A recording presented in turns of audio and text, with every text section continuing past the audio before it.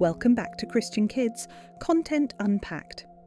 This message uses the story of Jeremiah to teach children that their words have power. We will analyse how the speaker uses linguistic colonization and moral conscription to replace a child's authentic voice with institutional scripts. Well, I'm happy to see everyone today. We're going to talk for just a few minutes about the power of our words, okay? Our words are very powerful. We're going to talk a little bit about that, and I'm going to teach you a new word. Are you ready? What? Thank you. Did you catch it? You caught it. Sign language. This is thank you And sign language. in American Sign Language. So, yes, my best friend. And so tell me, Billy, who would use a beautiful language with their hands? People that are deaf.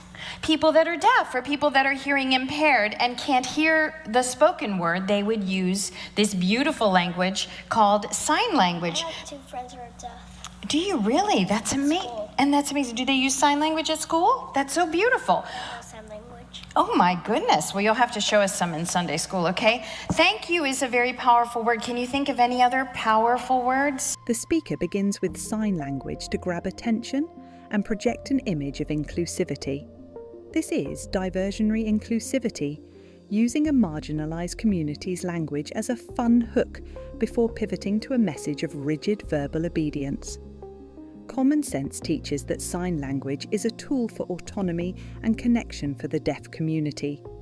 Using it as a beautiful novelty for hearing children centres the institution's performance rather than the actual needs of the people who use the language. This relies on affective priming.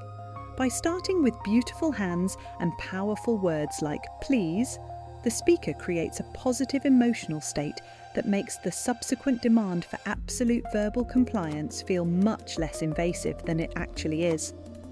From the perspective of ethical development, a child's voice is their primary tool for establishing boundaries. This message instead promotes aesthetic virtue, where the beauty of the words is prioritised over their meaning or the child's intent. It teaches the child that their voice is a tool for the institution to look good rather than a medium for self-expression.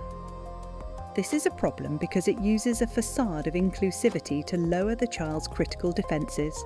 Ask yourself, is the church celebrating language or just using it as a bait and switch?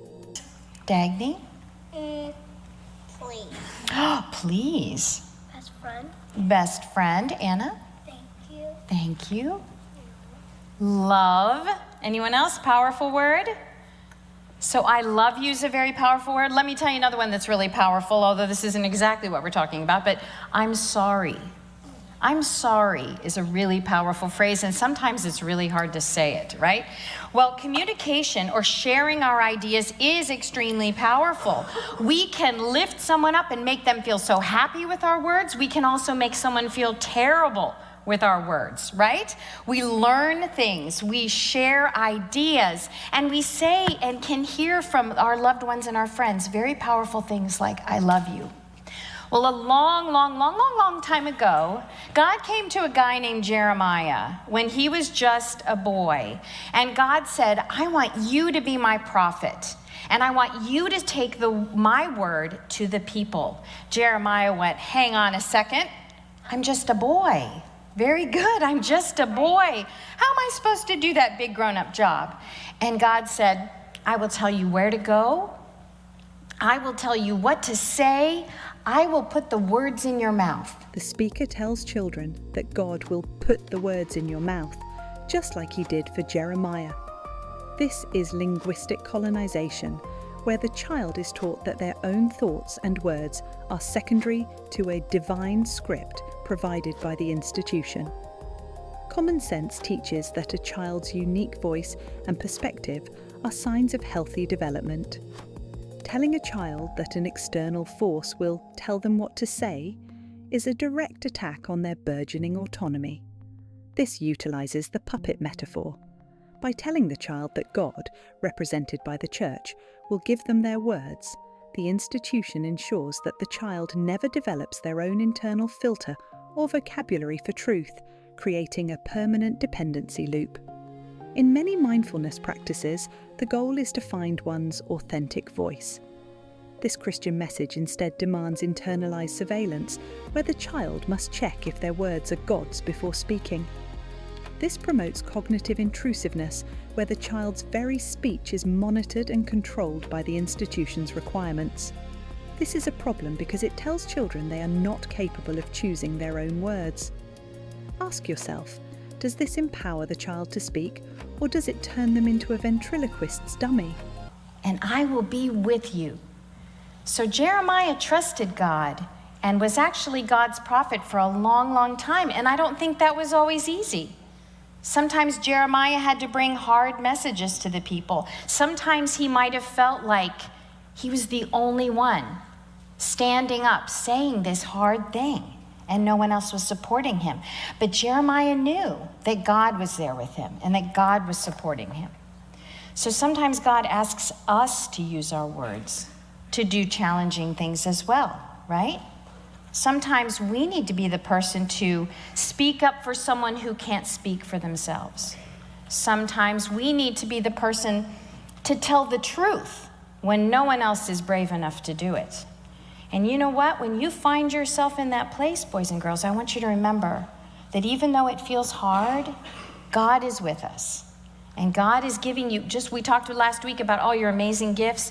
God has gifted you with wonderful things to bring goodness and love to this world, and we can use our words to share God's goodness and love as well. The speaker tells the kids they must be brave enough to speak up when God tells them to. This is moral conscription, drafting children into the role of social enforcers for institutional values.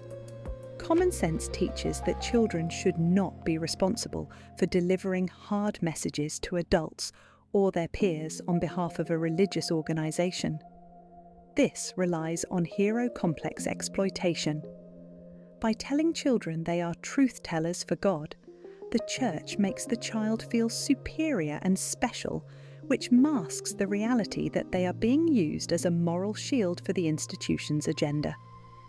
While developmental psychology emphasises peer-to-peer social skills, this message enforces institutional recruitment.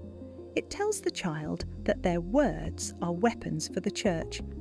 This creates an authority fixation where the child believes their social value comes from how well they parrot the church's goodness, leading to potential social isolation from peers who don't share that script. This is a problem because it weaponizes a child's social life to serve the institution's narrative. Ask yourself, is the child being brave or just being used as a mouthpiece? Okay? So everybody join me in saying thank you to God. Ready? Thank you, God, for being with us always. Help us to be truth tellers and joy bringers. Help us always, Lord, to know that you are with us. Amen. The prayer asks for the children to be truth-tellers, but the truth has already been defined by the institution. This is reinforced compliance. Common sense teaches that telling the truth involves personal integrity and observation, not repeating a pre-approved set of religious claims. This utilizes identity merging. By praying this together, the children are forced to publicly claim the label of truth-teller as defined by the church. This makes it much harder for the child to ever voice a different truth later, as it would feel like a betrayal of their own publicly stated identity. From a secular humanist perspective, the highest form of truth-telling is intellectual honesty. This prayer instead creates an external locus of evaluation where truth is whatever the church puts in your mouth. It replaces individual discernment with institutional loyalty, ensuring the child's joy is only found within the approved boundaries of the faith.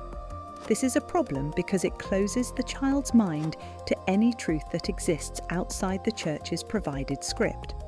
Ask yourself, does this prayer want the child to be honest or just to be loud for the church? All right, let's go to Sunday school. The Power of Our Words message uses linguistic colonization to replace the child's authentic voice with an institutional script. By employing the puppet metaphor, the speaker undermines the child's agency and engages in moral conscription to turn children into social enforcers. Finally, the prayer reinforces institutional loyalty over intellectual honesty.